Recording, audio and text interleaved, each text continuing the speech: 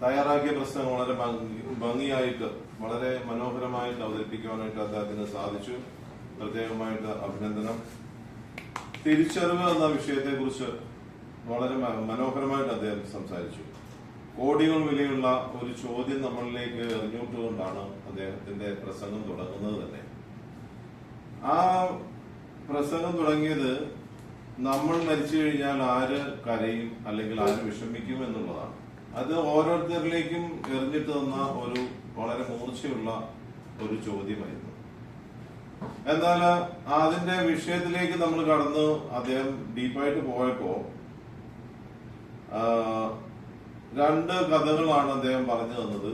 ഒന്ന് കുട്ടിയുടെ ഒരു ചോറ്റുപാത്രത്തിൽ വെച്ചിട്ടുണ്ടാവുന്ന ഒരു മെസ്സേജ്, അമ്മ കൊടുക്കുന്ന ഒരു മെസ്സേജ്. ഞാനത് കേട്ടപ്പോഴത്തേക്ക് എന്റെ മനസ്സ് പോയത് ഒരു യാത്രയപ്പില് ബാബു പോൾ എന്ന് പറയുന്ന അദ്ദേഹം ഒരു പ്രസംഗം നടത്തിയപ്പോൾ അദ്ദേഹം ഉമ്മൻചാണ്ടി എന്ന് പറയുന്ന മുഖ്യമന്ത്രിയുടെ ഒരു സെക്രട്ടറി ആയിരുന്നു. ആ സെക്രട്ടറി ഒരു പ്രാവശ്യം പറയുകയുണ്ടായി, ഉമ്മൻചാണ്ടിക്ക് അദ്ദേഹത്തിന്റെ വീട്ടിൽ നിന്ന് ചോറ്റുപാത്രം കൊണ്ടുവരുമ്പോഴേ ഓരോ നോട്ട് ഒരു ദിവസം ഉണ്ടായിരുന്നു. അദ്ദേഹത്തിന്റെ ഭാര്യ എഴുതി വെച്ചിരുന്ന ഒരു ചെറിയ പേപ്പറായിരുന്നു. അത് ഉമ്മൻചാണ്ടി അത് കഴിച്ചു കഴിഞ്ഞിട്ട് ഉടനെ തന്നെ അത് ഒപ്പിട്ടിട്ട് അപ്രൂവൽ എന്ന് പറഞ്ഞ് എഴുതി കൊടുത്തു. പിന്നീടാണ് അദ്ദേഹം ബാബു പോൾ പറയുന്നത് അതിന്റെ കാര്യം, അതിലെന്താണ് എഴുതിയിരുന്നത് എന്നുള്ളത് തിരിച്ചു വരുമ്പോഴ് വീട്ടിലെ എന്തോ ഒരു കാര്യത്തിന് വേണ്ടിയിട്ട് അത് ഉമ്മൻചാണ്ടിയുടെ അടുത്ത് പറഞ്ഞതാണ്. തിരിച്ചു വരുമ്പോൾ എന്തോ ഒരു സാധനം വാങ്ങുന്ന കാര്യം മറക്കരുത് എന്നുള്ളതാണ്. പക്ഷെ എന്ത് പേപ്പർ കിട്ടിക്കഴിഞ്ഞാലും അതിനെ അപ്രൂവൽ ചെയ്ത് കൊടുക്കുക ഒരു നല്ലവനായിട്ടുള്ള ഒരു മുഖ്യമന്ത്രി ആയിരുന്നു എന്നാണ് അദ്ദേഹം പറഞ്ഞു വന്നത്. അതുപോലെ തന്നെ ആയിരുന്നു അദ്ദേഹത്തിന്റെ ശവസംസ്കാരത്തില് ഈ ചോദ്യത്തിന്റെ ഉത്തരം അന്ന് തന്നെ ഉണ്ടായിരുന്നു. തിരുവനന്തപുരം മുതൽ കോട്ടയം വരെ അദ്ദേഹത്തിന്റെ തീർച്ചയായിട്ടും വളരെയേറെ മാനസികമായി ഒത്തിരി തളർന്ന കരഞ്ഞ് കലങ്ങിയ ഒത്തിരി ജനസമൂഹം അന്നുണ്ടായിരുന്നു. അത് തന്നെ ഈ ഒരു ചോദ്യത്തിന് അത് അന്ന് ഉത്തരം കിട്ടി എന്നുള്ളതാണ് എനിക്ക് പെട്ടെന്ന് റിലേറ്റ് ചെയ്യാനായിട്ട് പറ്റിയ ഒരു കാര്യം. എങ്കിലും നമ്മുടെ DGM നമ്മുടെ പ്രസംഗം ഇന്ന് വളരെ ഗംഭീരമായിട്ട് തന്നെ അവതരിപ്പിച്ചു. എങ്കിലും നമുക്ക് ടോസ്റ്റ് മാസ്റ്റർ എന്ന നിലയിൽ എപ്പോഴും നമ്മളൊരു ചെറിയൊരു ഗ്യാപ്പ് വെക്കാറുണ്ട്. നമുക്ക് അടുത്ത ഇംപ്രൂവ്മെന്റ് എന്നുള്ളത്. അദ്ദേഹം ടോപ്പിലാണ്, DGM ആണ്. എങ്കിൽ തന്നെയും ഒരു ചെറിയ ഗ്യാപ്പ് ഞാനും അദ്ദേഹത്തിന് വെക്കുകയാണ്. അദ്ദേഹത്തിനോട് ഞാൻ പറയുകയാണ്, മകളെന്നോട് ചോദിച്ച ചോദ്യം തയ്യാറാക്കി തന്നെ വരിക.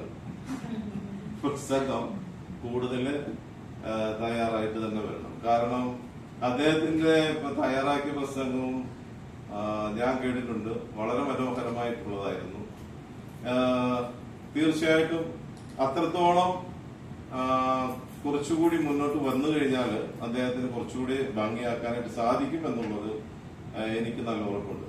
എങ്കിലും ഞാൻ ഒന്ന് രണ്ട് പോയിന്റ് ഞാൻ പറയാനായിട്ട് ആഗ്രഹിക്കുന്നത്, നമ്മൾ സാധാരണ ഇവാലുവേഷൻ പറയുമ്പോൾ നമ്മൾ സ്റ്റേജ് ഉപയോഗിച്ചോ അല്ലെങ്കിൽ അങ്ങനെയാണ് ഇങ്ങനെയാണെന്ന് പറയാം. പക്ഷേ ഈ പ്രസംഗപീഠം ഇന്ന് അദ്ദേഹം ഉപയോഗിച്ചില്ല. അതുകൊണ്ട് തന്നെ പ്രസംഗപീഠം ഇല്ലാതെ ഫ്രീ ആയിട്ട് നിന്ന് സംസാരിക്കാനായിട്ട് എടുത്ത തീരുമാനം വളരെ നല്ലതായി. പക്ഷേങ്കിൽ ഒരു പൊസിഷനിൽ മാത്രം നിന്നുകൊണ്ട് മൂവ്മെന്റ് ഇല്ലാതിരുന്ന ഒരു പ്രസംഗമായിരുന്നു താങ്കൾ നടത്തിയത്.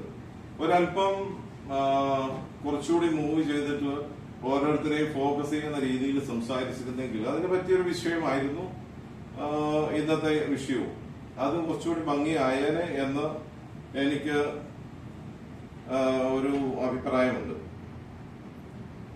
പിന്നെ കുറച്ചുകൂടി ഒരു ശബ്ദ ക്രമീകരണം നടത്തിയിരുന്നെങ്കിൽ കുറച്ചു നന്നായിരുന്നേനെ എന്നൊരു ഒരേ ട്യൂണിലാണ് പ്രസംഗങ്ങൾ തുടക്കം മുതൽ അവസാനം വരെ വന്നത്. അതില് ഒരു ഏകീകരണം മാത്രമാണ് വന്നത്, ഒരു ശബ്ദ ക്രമീകരണം.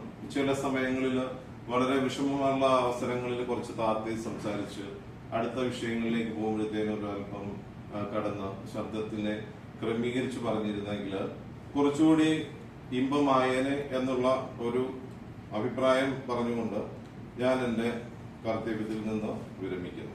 നന്ദി.